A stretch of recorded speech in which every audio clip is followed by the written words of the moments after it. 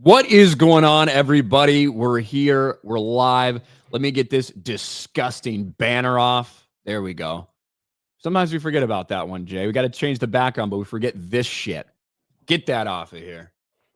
It's Geeks and Gamers Daily, not Cobra Cast. How you doing, Jay? A little defeated, I guess. Yesterday, I went to SeaWorld. No one wants to feel defeated.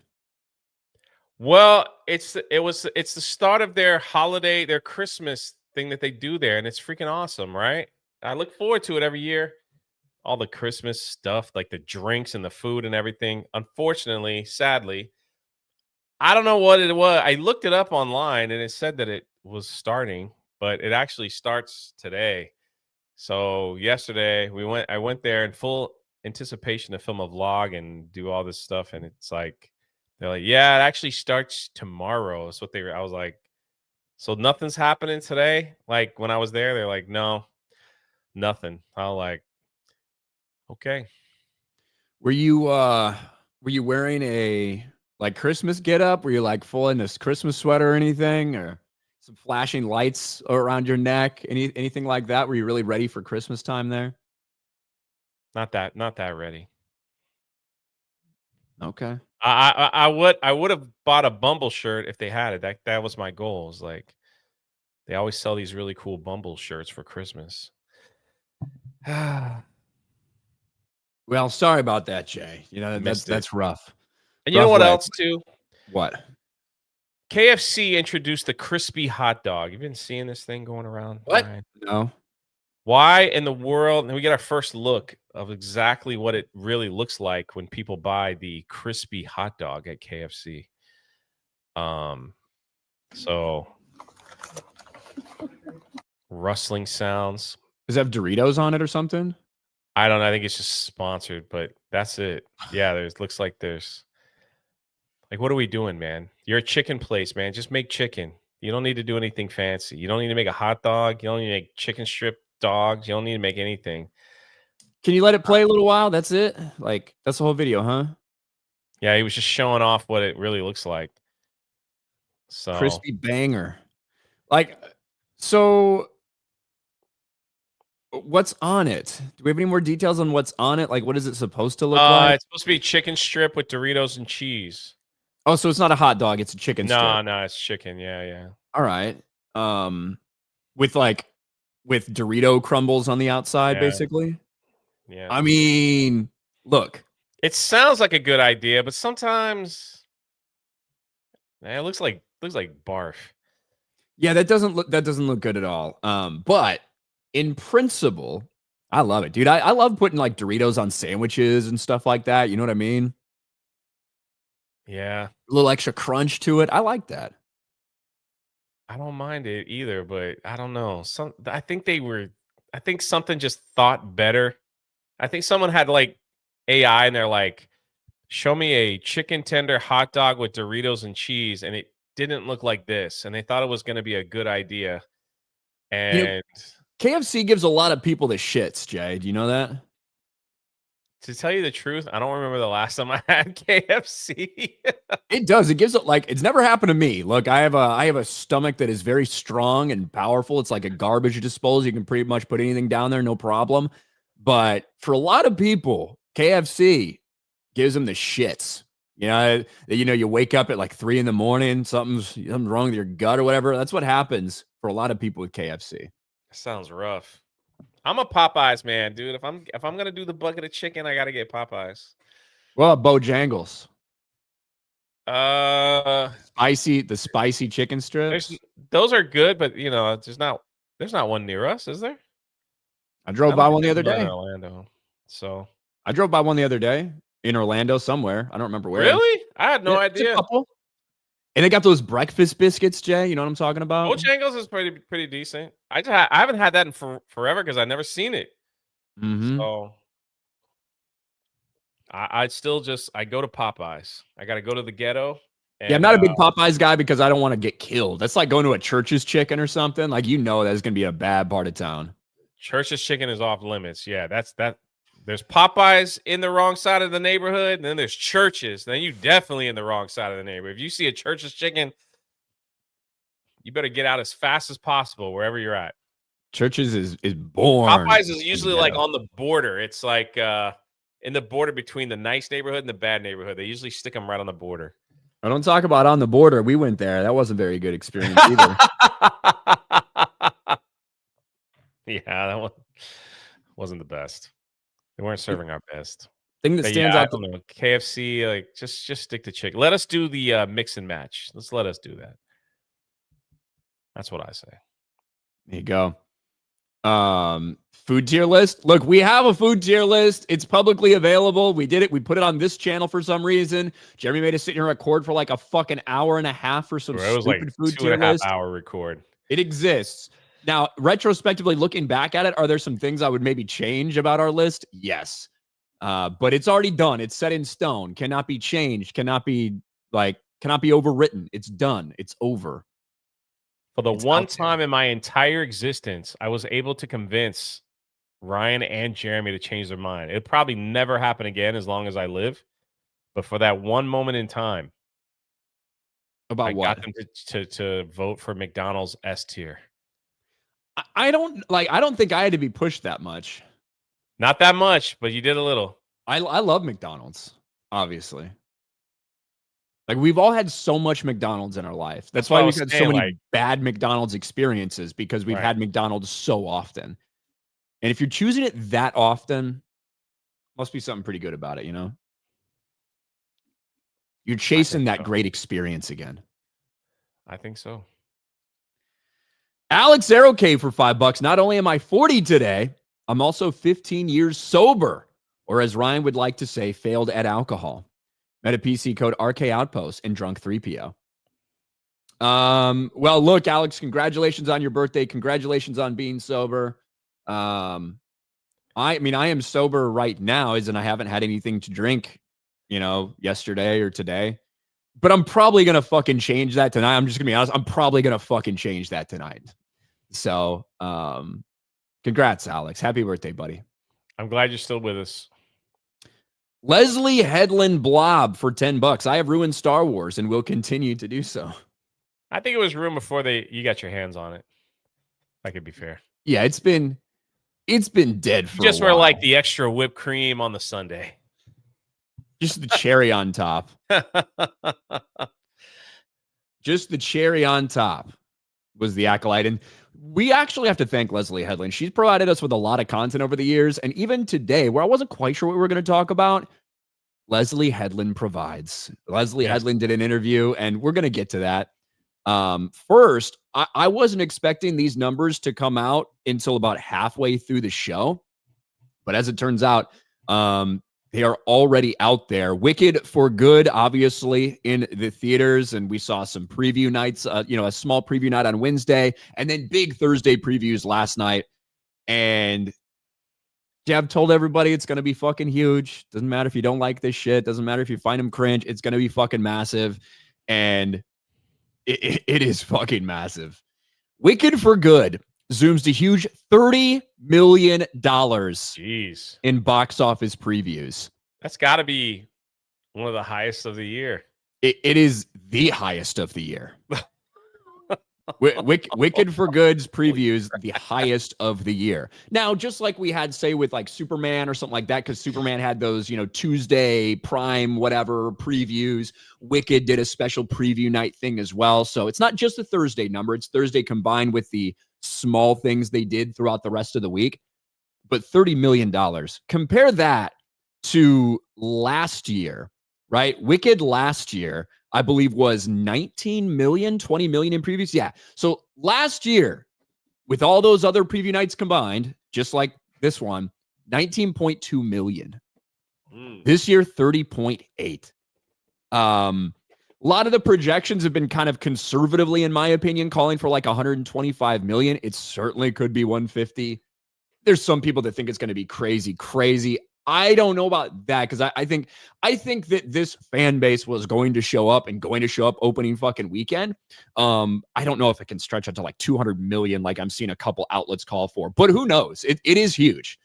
And look, I saw it because I have to review it. I got to review it for FNT, and FNT that Gary's not going to be on, by the way. Ooh, who's So, running it? You? I mean, I think that Jeremy's supposed to run it, but I think you know how that works, Jay. If Jeremy's running it, then I'm running it. Yeah. In all Congratulations. likelihood. But who fucking knows? But yeah, I had to watch Wicked for that. I Thanks, will. Gary goes to fucking Egypt. Yeah. Just forgets about cringe that he has to watch. Yeah, Krista has been bothering me all week, so I'll be taking her to see Wicked right after this show. It is. And then I'll be reviewing it on my channel. So how about that? People are gonna love it or hate it or whatever. I'll say this: that the second movie, it's not as fun, I guess you could say, as the first one. Like if you enjoyed yourself, you had a good time or whatever, it's not as fun. But I mean, that's because the play, right, is not as fun. The musical itself, the theater production, the second act is not as fun. It's kind of shitty. It also gets into a lot of like characters that you know, like more characters that you know from Wizard of Oz, and some people don't like the way that this fan fiction effectively portrays them. So that's what you should go and expecting. Not if you had fun with the first one, you'll probably like this one, but you probably won't have as much fun because it's not a fun fucking story. It's kind of a sad story. But sad. Great. Yeah. Yeah, a little bit sad. I don't think the music is quite as good in the second half as it is in the first half. So, but it's going to be big. It's going to be huge. 30 million. So that's higher than Superman, Fantastic Four, fucking all these other movies, right? Wicked. That's crazy. Wicked has the biggest preview night. What's your do you have an official guess for when it's all said and done? You know, my official guess was and has been that it's going to make like a little over $750 million, similar to what the first one did. Now, I said that I thought that the opening would be bigger because as more people gave it a chance and saw it and stuff like that and maybe liked it, I think all of those people are going to go opening weekend as opposed to kind of throughout the months. So I think it's kind of a bigger opening, but a similar run. But certainly could be a little higher. But that's been my overall guess. Little bit over $750 million, maybe creeping up on 8. And then I'm expecting them to they're probably timing this thing perfectly over the holidays for like the sing-along version. You know, they'll release right like they did last time. They'll release where you can go there and sing as loud as you want. That's the one that you went to, the first one, right? You saw you just happened to stumble in the sing-along version. Yeah. I did go to this sing-along version, and it was quite an experience. In the first one, yeah. This is the same weekend that it released last year, right? And I think they did this thing the right way. They filmed it all at once. They filmed the entire fucking thing. No, like coming back a year later, none of this. They just filmed the entire fucking thing, got their 2 movies, knew exactly what they wanted to do. It's easy to adapt because it's a fucking musical, right? And just did the whole thing. And so you don't have to worry about rebuilding sets. You don't have to worry about bringing people back and working schedules out. You do one long fucking film. And I think it cost about $300 million for them to film the 2 movies, right? So about 150 per movie is the way roughly that it breaks down to. Spent big on marketing to get in front of everybody's faces on the first one, and it did the job. It was in everybody's faces, whether you liked it or not. It was in your fucking face. And on this one, they backed off because they felt like they had done so much in the first one, got so many people to know what it is that they'd be able to kind of ride off that, and it has worked in a big way. Shout out Universal doing the right thing. Ariana Grande says she has COVID. She got COVID. I mean, that might be why Cynthia Erivo got fucking sick, why she lost her voice. Maybe she had COVID and fucking making out with Ariana Grande in the press tour. Maybe she got COVID from that. I don't fucking know. They canceled the press tour, you know? So it's so weird to see that headline. It's like Ariana Grande has told us she has COVID. It's like, gosh, what a flashback from 5 years ago. And they would report like who had COVID and who didn't. Kind of thing. It was happening all the time. Yeah, it's just weird because it's like, does anybody really care anymore? But and then look at that most popular article right next to it. Kevin Spacey is homeless, living in hotels, living in hotels and Airbnbs until he gets a job. I feel like saying that you're homeless is a little different than, yeah, I'm just staying in nice fucking hotels. And I know nice I'm staying at Airbnbs. resorts because I I don't have a home right now and nice Airbnbs until Hollywood gives me a second. Bro, how I know that guy's getting checks. The guy was in a ton of movies. He's got to get residuals. Unless he signed something where it's like, just give me a one and done pay. There's no way. Maybe. He's got to be getting some kind of residuals, right? Like he's been in Netflix shows, he's been in tons of movies. He's got to be getting something. Maybe that's why he's staying in resorts, living off that residual. He said he's like broken homeless. Ain't that broke? When someone's homeless to me, they're sitting on the corner with a tin cup, saying alms for the poor. Like that's homeless. If you're staying in a resort, to me, homeless doesn't life, mean I sold my house and now I'm living in Airbnbs. I know, like that's kind of a rich people are weird. Now he also again, Kevin Spacey obviously probably had a lot of legal fees and stuff like that with all the shit that's gone down. I get it. I don't know. I don't know. I get it. Shadow saying, is Jeremy watching Wicked all day today? Possibly. I don't know his schedule. The Masked Marvel with the 99-cent super sticker. Thank you, The Masked Marvel. Appreciate it. Zud for 5. This is an opportunity to get Jay on FNT. I've been on FNT about 6 times. So the last time they actually put me in the thumbnail, I was like, I did it, man. I'm good. Made it on the thumbnail. Happy. Didn't say much. Just hung out. That was my time. I did it. And my channel didn't hit 100K. And now it's all downhill, which is all right. I get to be on daily. Get to be, yeah. Not forced to be, get to be. The Beast, happy Aloha Friday, Ryan, Jay, and chat. Remain blessed. Oh, thanks, man. Beast. Young Stav, what happened to the gamers in G&G? Always Hollywood slop. Love you too, though. Sorry you got to watch this whack movie, Ryan. Jay, say no to Krista. Say no. Say no to Krista. Is that like the only reason that you're going? Oh, no, I'm reviewing it. Like I said, I'm reviewing it tonight too on the Monday Hangover channel. Oh, okay. So like the group is going. So it's like, yeah, all right. But if I wasn't doing that, I might have waited because I didn't see the first one until it was like on streaming. So I waited. Man, Ryan, have you seen this? This is crazy. Hold on. I always like to surprise Ryan with stuff.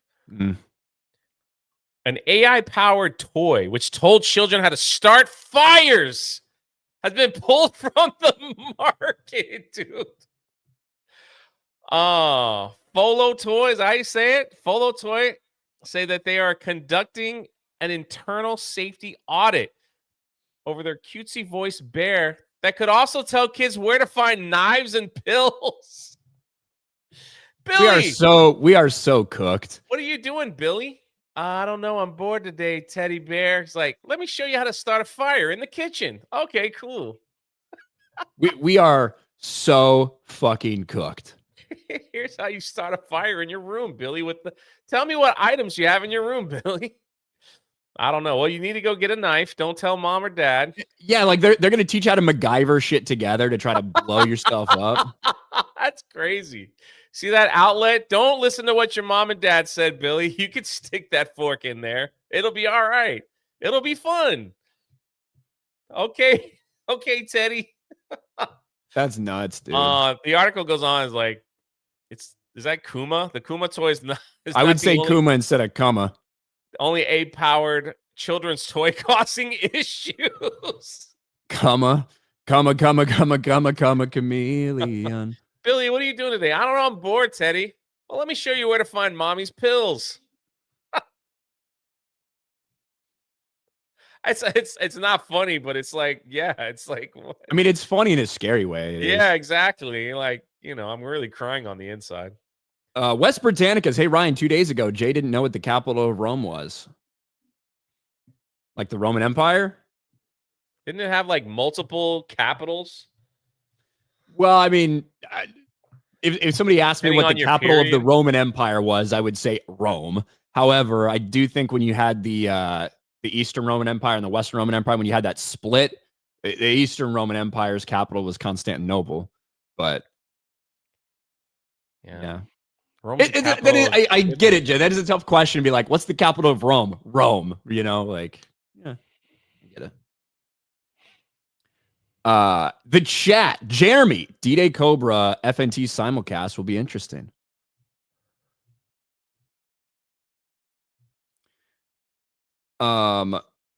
GS Pena, happy 35th anniversary of Predator 2. Oh, wow. Is that true? Oh, nice. Chuck, hey, little Timmy, want to start a fire? Yeah, I know. Tobias Nexus, AI is already working on our downfall. They've had it planned out for years. Nobody's thoughts for a buck. Why on a Friday did you curse us with those women in the thumbnail? I don't control the stories. I don't control what comes out. I can't just randomly put Sydney Sweeney on there if it's not a fucking... I can't just like... I can't just make up shit. There's no Sydney Sweeney story, guys. Ryan, I know you want it badly. Sorry. It's Friday, man. It's casual. There's a Titanic simulation that shows what it looks like to be on board that night. You're all... I think it plays hold on, I'll turn the music off. Oh my gosh, is it gonna like bang everybody?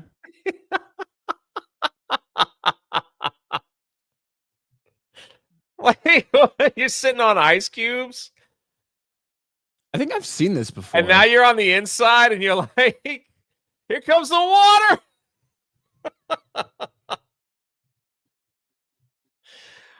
Oh man. Well, at least that's you're cool, I guess. At least you're on it's right. Oh, you're like, it's like water's rising up. Floating up, huh? Yeah, there you are, watching it sink. And now you're under now you're underwater and you're dead. And you're dead. That's Some right. cool stuff out there to try, you know? Yeah, I suppose. Tiggs for 2. Ryan, what's your go-to Taco Bell order? 3 Doritos Locos tacos, 2 beefy melt burritos, and a cheesy gordita crunch with a bunch of fire sauce. That's exactly how I say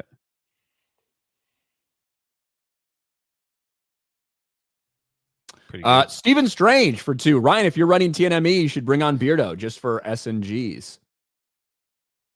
I think you mean FNT. Oh, and then next super chat. Oops, I'm an FNT. Please make sure Jeremy puts it on Rumble or Kick. Missing TNME on Kick. I'll try. I don't know what these motherfuckers do when I'm not around. I'll be honest with you. I don't know where they're streaming. I don't know what they're doing. I don't know.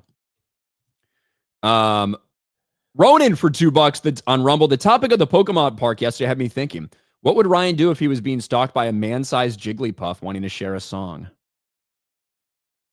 If I was in the right mood or headspace, I might do one little chorus with him, you know?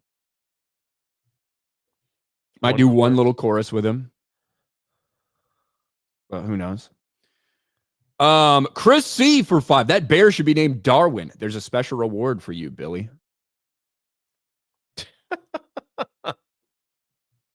What happens if you already bought one? Are they going to send you an email or something? Like, hey, you probably shouldn't let your kids play with this anymore. Maybe they can remotely deactivate it or something temporarily. Wild. Who knows? Pre-dawn Corpse for 5. Good morning, Ryan and Jay. Do you think Jeremy would be riding his seatless unicycle to Wicked along with Beardo on his wheelless tricycle? Wheelless tricycle? How do you get anywhere? Possibly, though. It's possible. Mad Frog. Remember when the Chin Pokemon told them to attack the American embassy? I don't remember Mad Frog. It's Queen Amidala herself. This is Maximus. Always just with random prequel quotes. I love it. Angst Kitten has the happy Ryan arc ended already.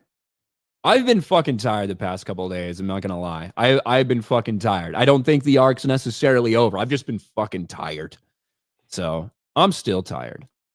The chat. Trump's hosting the NYC mayor tonight before FNT. I'm aware. Holden Tudix. Beardo never laughs at my name. Not sure if he is regarded or if I'm not funny. Holden 2 dicks. I get it. I didn't get it at first till Ryan said it. Neither did I. I had like so that's why I had to. I mean, it's clever. It's clever holding two dicks. No, not the funniest, but I mean, it's rather clever. It's rather clever. But Jay, should we get into the real reason we're all here today? The real reason that everyone's going to be talking about Star Wars today? Yes. Leslye fucking Headland. Leslye Headland, creator of The Acolyte, famed lesbian and personal former assistant to Harvey Weinstein, who created one of, if not the worst Star Wars project that we have ever seen from Disney. And considering the shit that's out there, that's saying a lot. It was so bad that unlike everything else that fails for them when they just don't mention it and hope people stop asking about it and it quietly goes away when it's canceled, Disney actually told us that this shit was canceled. Now, it happened from a leak, not because Disney made some big official announcement, mind you, but it was a leak nonetheless that The Acolyte is done, that it was over. And that made sense to anyone with a brain who watched it. It was almost universally despised. And really, it got terrible ratings, lost a fuck ton of money for them, cost $250 million to make. And it was Leslye Headland's little pet project. Since then, haven't heard much from Leslye Headland. Nope. Until now. How Leslye Headland is forging ahead with diverse stories amid industry's rollback. And what really happened with The Acolyte. So what really happened? And that is the primary reason I believe that anyone is interested in this. What really happened with The Acolyte. And we'll just cut to the headline, Jay. Leslye Headland calls YouTube critics fascists and racists while addressing The Acolyte cancellation.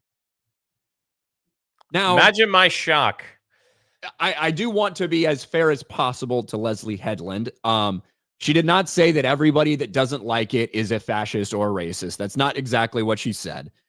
She said that, I think some of the criticism is valid, but then she does a bunch of deflecting. She says, I think some of the people that are reviewing the show are genuine, but then this, and this. She 100% is trying to deflect a lot of the criticism for the show and the failures of the show onto these racist, fascist fans, Jay. This is just typical. And look, her fucking stupid bitch wife has been doing that for a year. Yeah. Right?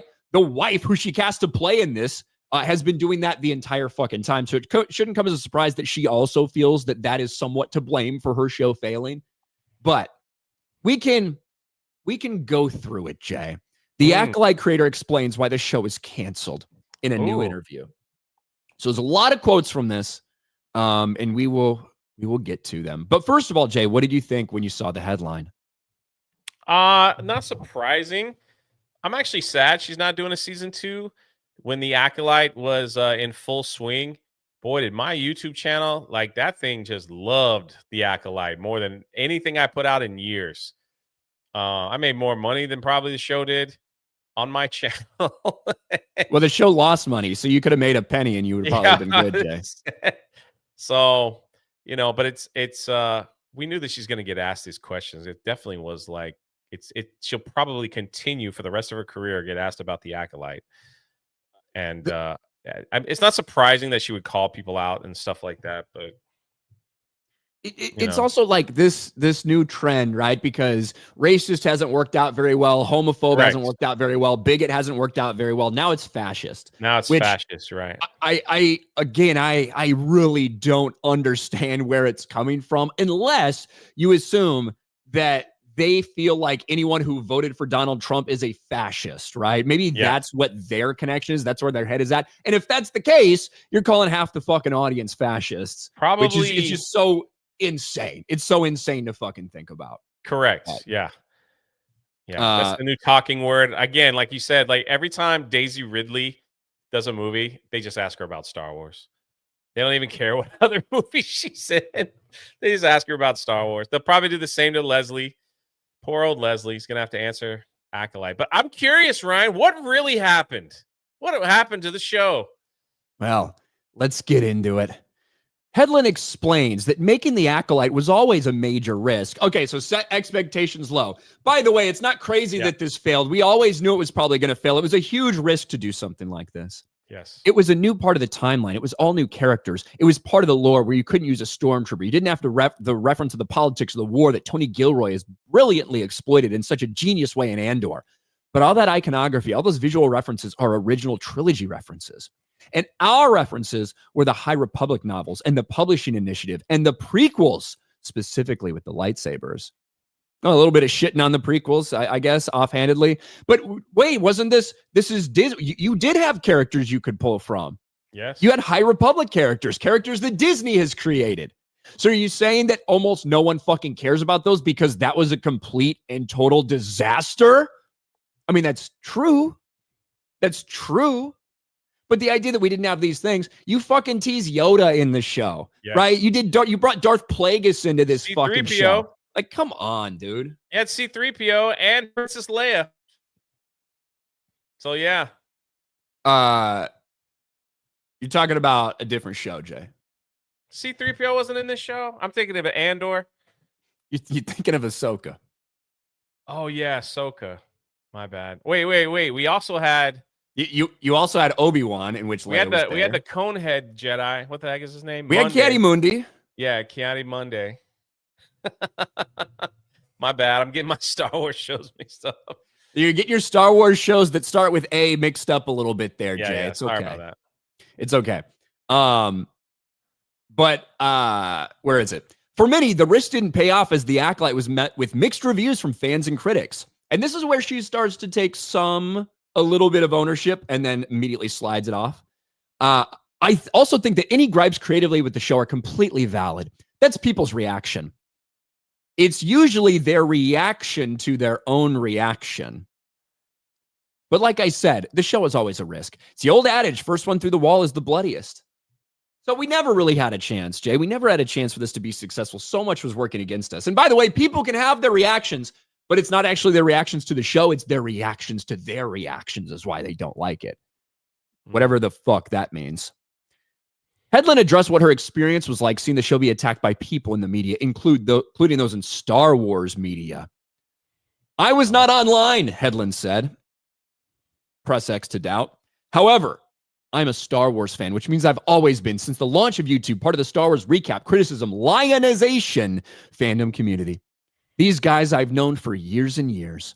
So when I got the information from others about what the weather report was, there was this real concern from friends of mine or coworkers of mine that saddened me. I also was like, I know who these guys are. You don't have to tell me who's talking about it or how bad it is online. I know exactly who they are. I supported them on Patreon. There are some of them that I respect, and there are some of them that I think are absolutely snake oil salesmen, just opportunists. Then, of course, there are the fascists and the racists. So it runs a gauntlet. It runs a gamut, not a gauntlet. It runs a gamut.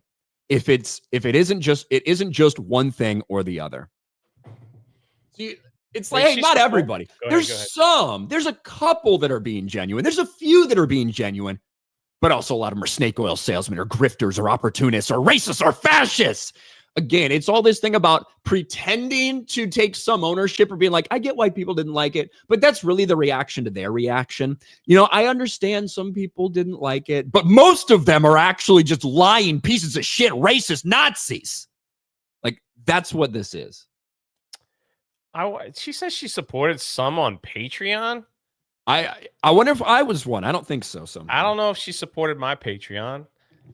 Interesting.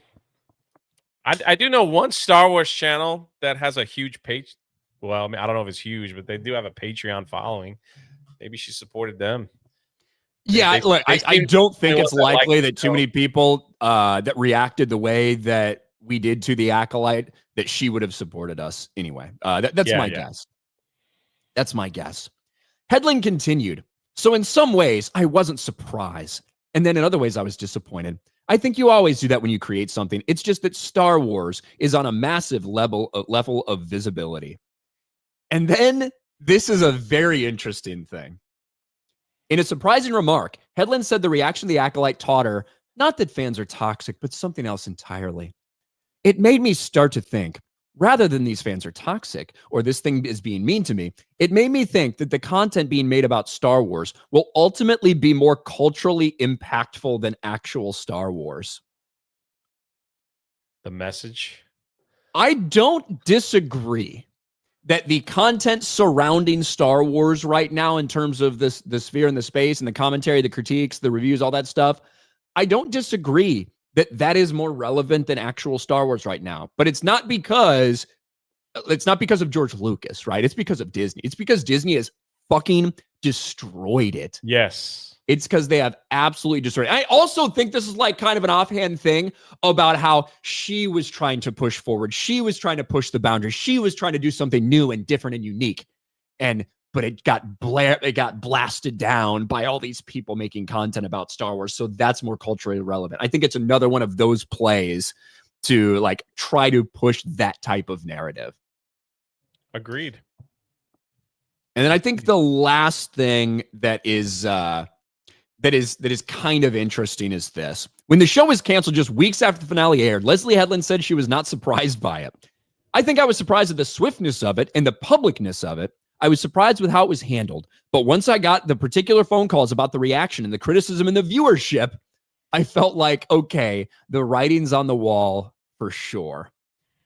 She said that the understanding of the show's viewership was a little muddled for her. With Star Wars, you're not just measured within the marketplace you happen to be in, you're measured against every other Star Wars show.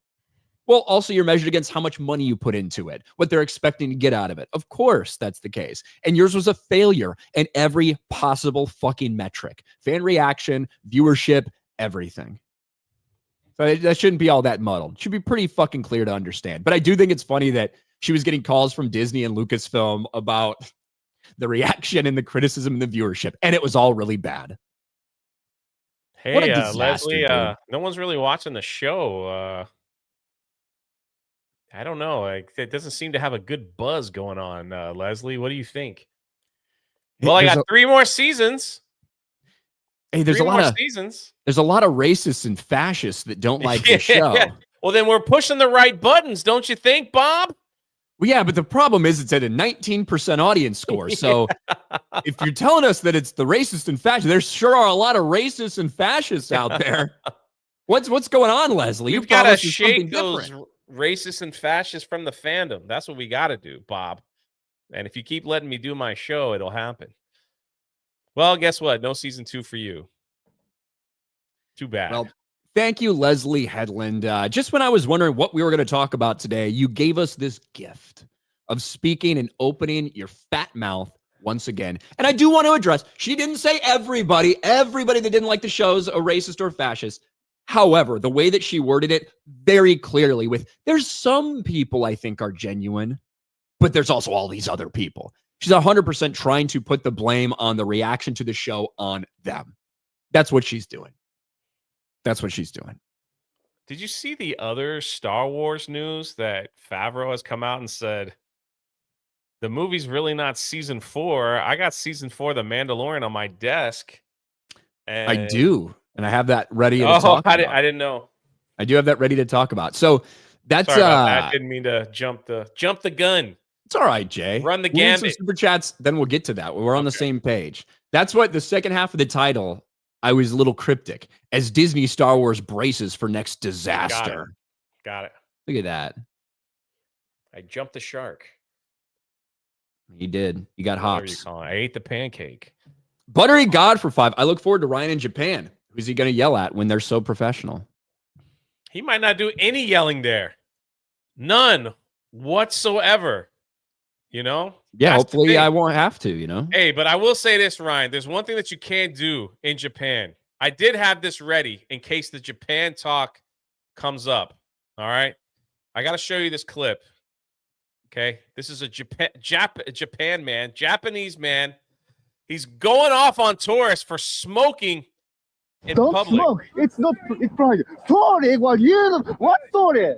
I beg your pardon. I did not know. It's so private. Oh. Hey, don't yell at her. What? Don't yell at her. She didn't know. Didn't know? No, it's her first time. First. Look, it's so private. Of course. That's crazy, man. What? You're going to touch her? I'll knock you out. What? You don't talk to women like that. Look, women don't. Almost. Look, if you try to look nicely, you don't smoke. Yeah, you don't talk to women like that either, mate. Assholes. So Ryan, don't smoke. Yeah, don't. He smoke might in get Japan, a apparently. Japanese person. Like, it's interesting because, like, you know, that could have gone really fucking badly. Like Oh yeah. an altercation like that. But yeah, don't smoke. Don't smoke in Japan, apparently. I want to see a Japanese guy. Hey, what are you doing here? You don't do that. Like, when you go to another country, Yeah, you you can't gotta- treat it like it's yours. You know, Imagine. You gotta respect the culture, right? can't treat it like it's yours. But that did seem like an accident. She didn't know. Mike Hill for 5 Star Wars fan filmmaker said Disney stole and used an exact scene from his movie. I did see that going around, and that looks exactly the same. I don't. Is that from in? I don't know which what thing they put it in. Whether it's Visions or something like that. But yeah, I have heard that story going around. Mako the Gray seen Wicked on a date tomorrow with a girl. Not looking forward to it. At least I got the furry movie next weekend. Might review it. I would be so much more excited to go to the movies with a woman, Mako, than to go to Zootopia. Come on. Tobias, AI written in red HFY stories are infinitely better than anything Disney Star Wars has made. It's full of Chens, Jake Murphy Morrison, Planet Kepler, 442B, and Vexters, but it's got better stories. All right. Minister Wrong Thing. Apparently, it's Disney canon now that Sith Lords draw power from their apprentice. Thus, Palpatine is weak at the start of Rise of Skywalker because Vader is dead. A theory to reaction to it. Bane book retconned. I mean, I don't know anything that they're putting out, and the more bullshit that they're fucking changing from what was previously established. But it's Disney, so they do it all the time. Bane got fucking retconned by Dave Filoni. The chat, remember when Star Wars used to have interesting and exciting titles? Now every title is just a boring proper name or a one-word description. Solo.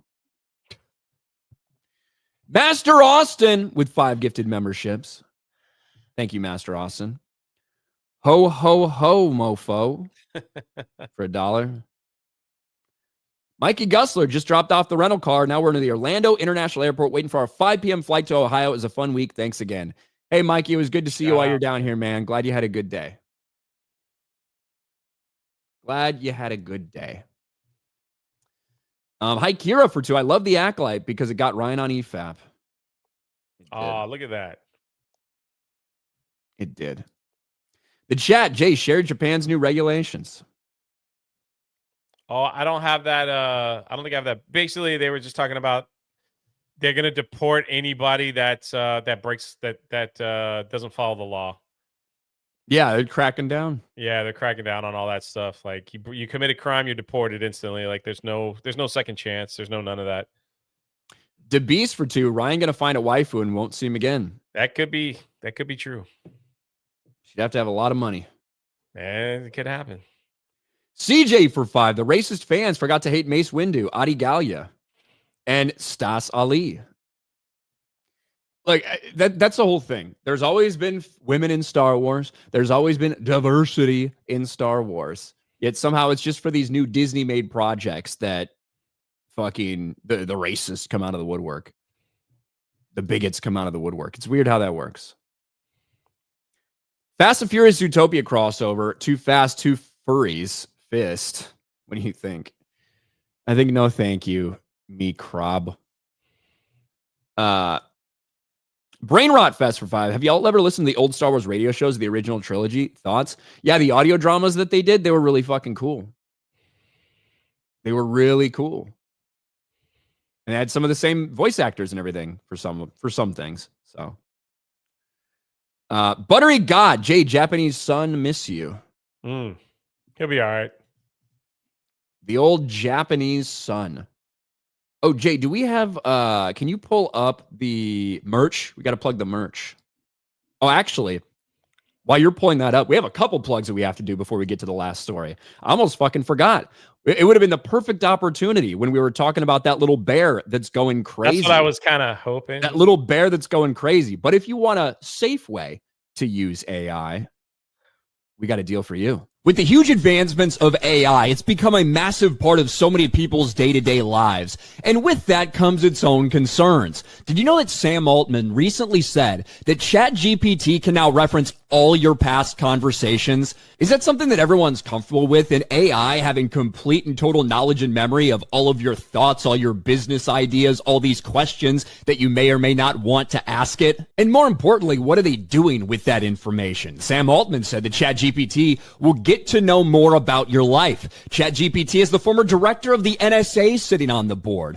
Alexa listens to you and recommends products based on your conversations. Well, Venice.ai lets you use AI without handing over your sensitive information. Venice utilizes leading open source AI models to deliver text, code, and image generation to your web browser. There's no downloads, no installation, or anything. They don't spy on you or censor the AI. Messages are encrypted, and your conversation history is only stored in your browser.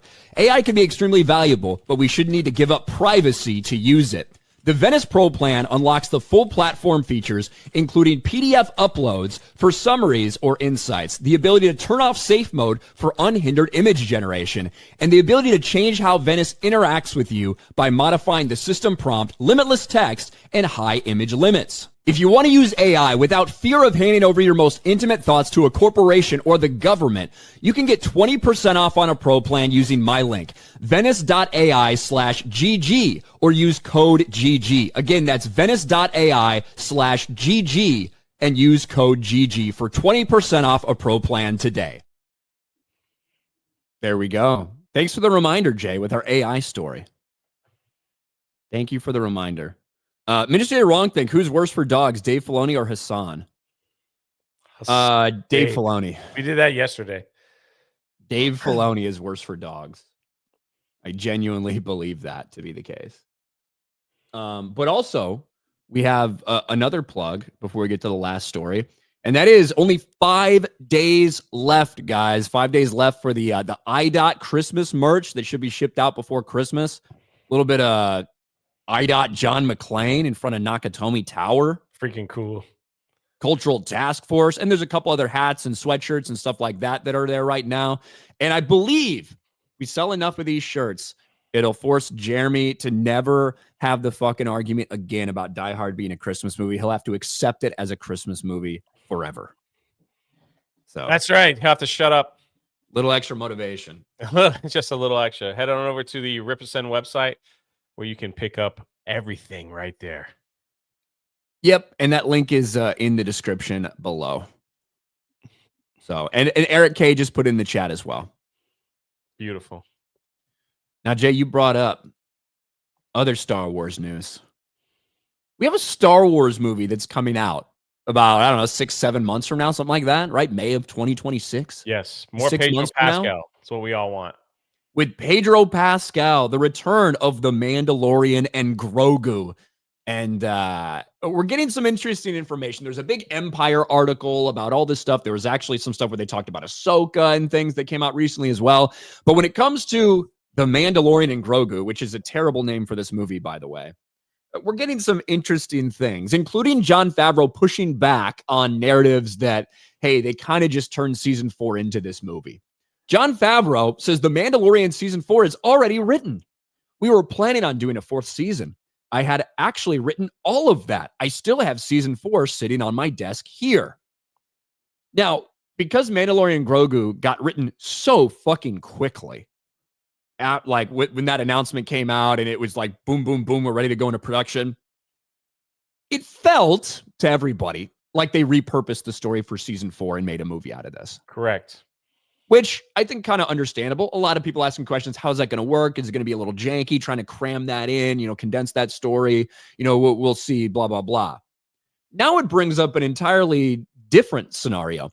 You had season 4 written. You had the next part of your story written. But then you decided to cram in this fucking movie somehow, some way. and you still want to do season 4, maybe at some point in time. There's been no confirmation that we're getting a season 4. I don't know if there fucking will be, especially if this tanks at the box office. Yeah, exactly. So So but maybe it has been a rumor that's been out there right? for a while that was the case. That's what I'm saying. Maybe this will just sit on his desk, and then like every time they ask him questions, he'll just be like, "Yeah, it's just sitting on my desk, right there." It's like All set. it's actually just blank paper. Like Yeah. it's like 120 pages of blank paper. Yeah. He's got a little folder. He's like, there it is. I promise that's it. It's right there. And we'd heard a couple days ago from the same article that we're gonna see a different Din Djarin, everybody. You're gonna see a different Din Djarin in Baby Grogu. We promise. Jon Favreau and Din Djarin's changing priorities in The Mandalorian and Grogu. When we first meet Din Djarin in the iconic opening scene of Mandalorian, he was clearly a lone wolf, moving through his life, capturing bounties, and seemingly focused on his own needs. But by the end of that episode, he meets Grogu. The two are clearly a pair, working together, bonded by the classic teacher-apprentice relationship, a staple of Star Wars storytelling. In Mandalorian and Grogu, director Jon Favreau tells Empire we will see further change for Din Djarin. The Mandalorian has changed his priorities. One of the last things we say in season 3 is like, I don't want to go out there and just be a hired gun. I want to work for the good guys. But the problem is, like, that's kind of who he's been for the last couple seasons. Yeah, that's like, you think they're trying to push like the I'm a father and that's my kid storyline now. It's like now that instead of just, oh man, it just takes away so much from the character when you do that. Well, it's funny because look, the idea that he's changing now. He did not, like, we barely saw any of this dude as what the show was pitched as. Yes. Right?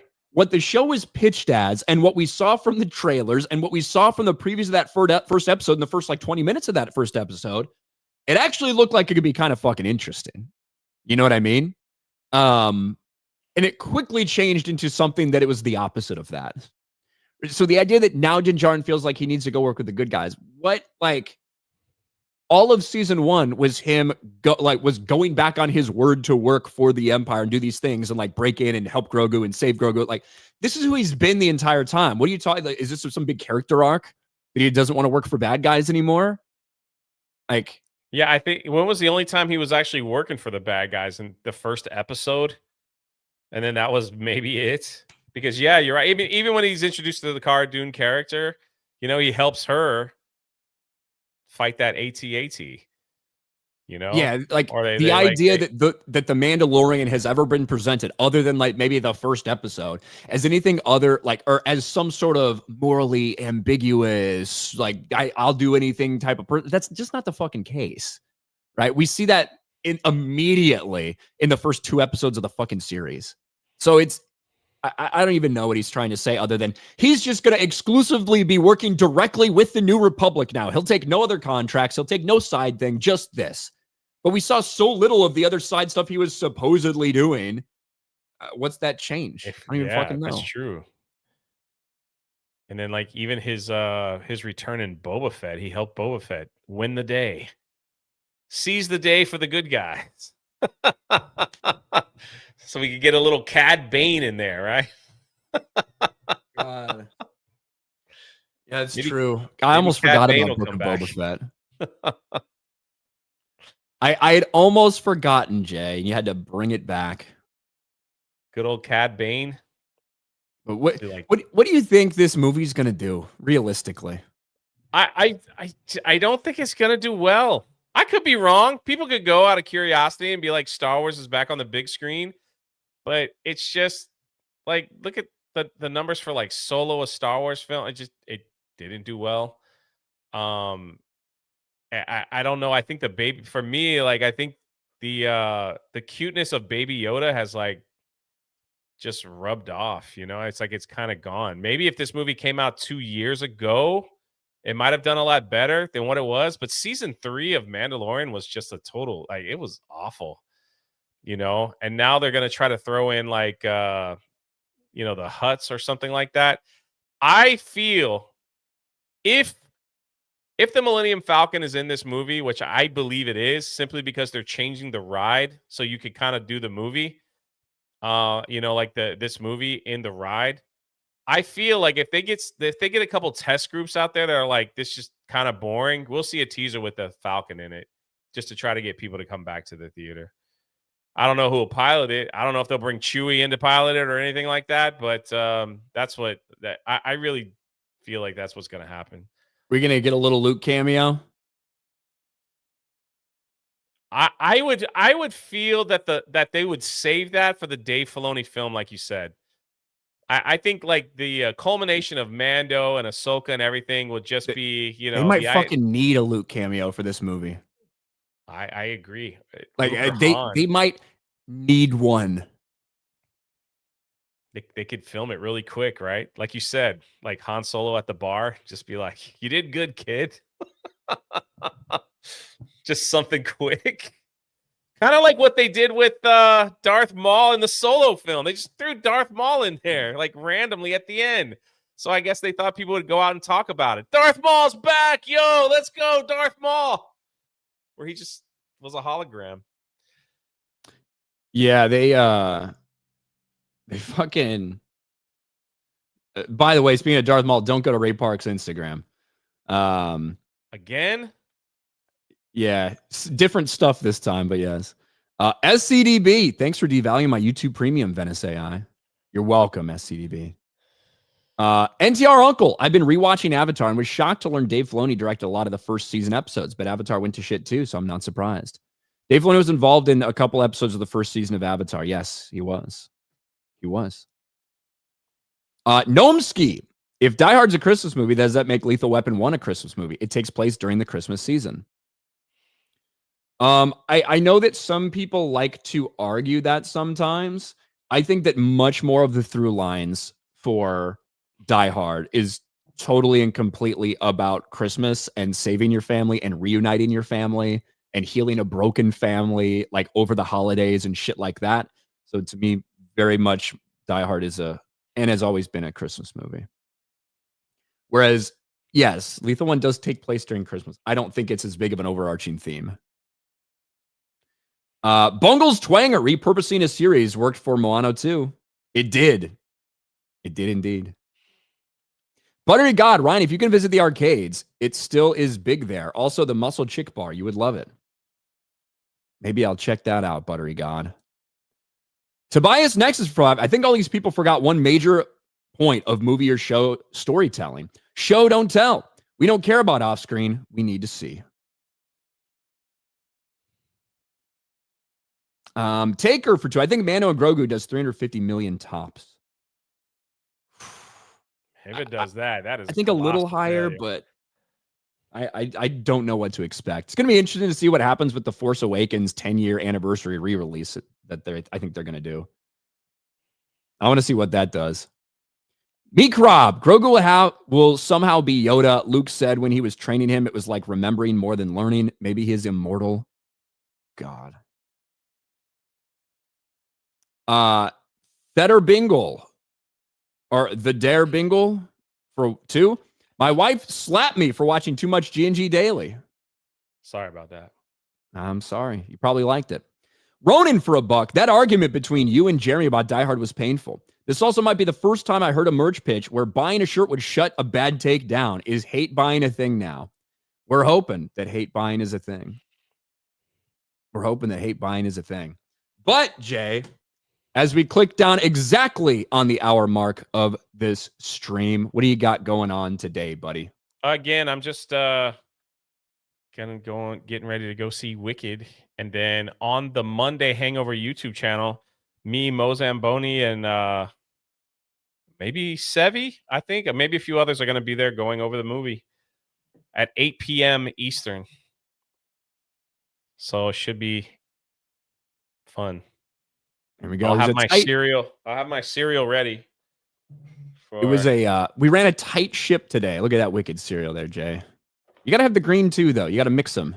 Maybe I'll pick it up. Oh, yeah. Maybe they'll do a mixed version. Well, I think you should just buy both of them and then mix them yourself. Do the work. Yeah. That's what I think. Ryan, go on a tear eating Japan vending machines. like eating out of Japanese vending machines or eating the vending machines. That might be a little difficult. I don't think I can manage that, but we'll see. All right, guys, that's it. I'll be on FNT 4 hours from now, so we will see you guys then. Bye, everybody.